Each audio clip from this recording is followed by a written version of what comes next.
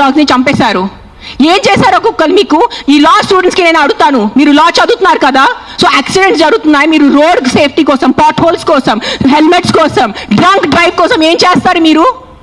Because ఆ పాపం ఆ కుక్కకి నోరు లేదు, ఆ కుక్కకి ఏం చెప్పడానికి లేదు, మీరు పట్టుకోవచ్చు, దాన్ని చంపేయచ్చు, దాన్ని కట్టేయచ్చు అని, పాయిజన్ చేయొచ్చు అని కుక్కలు కుక్కలు కుక్కలు కుక్కలు నడుస్తుంది.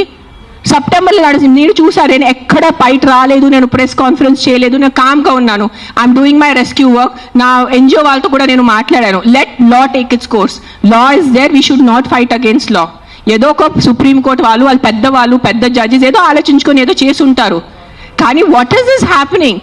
కొంచెం మీకు భయం భక్తి లేదా? 1% కూడా ఒక innocent dog, I don't know the word, what is that, what is innocent in Telugu?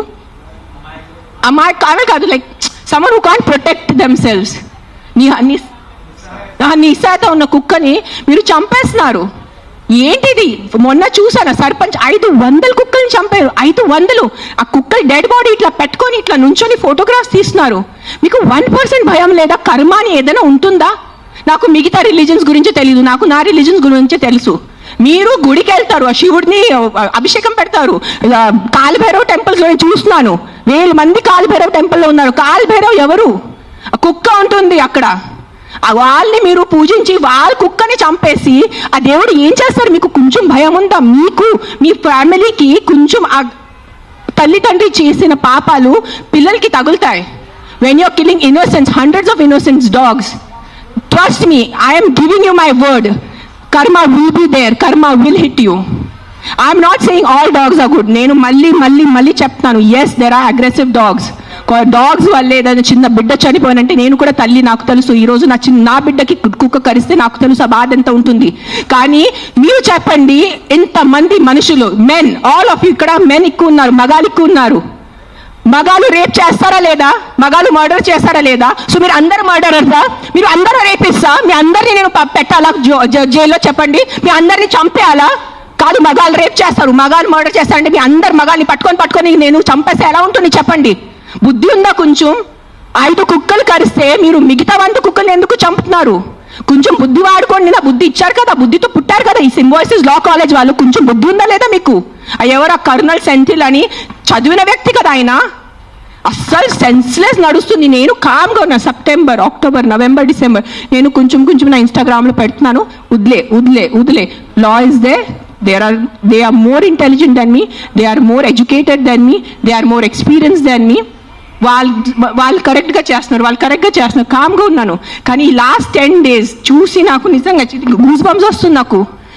Today if I don't talk, నేను నోరిప్పి మాట్లాడలే అంటే నా భగవంతుడు నాకు క్షమించుడు, అది నేను అది తెచ్చాను. నేను దానికోసం ఇక్కడ వచ్చేంత కోపంలో ఉన్నాను. నేను ఇంత first time in my life I'm so angry on a public platform.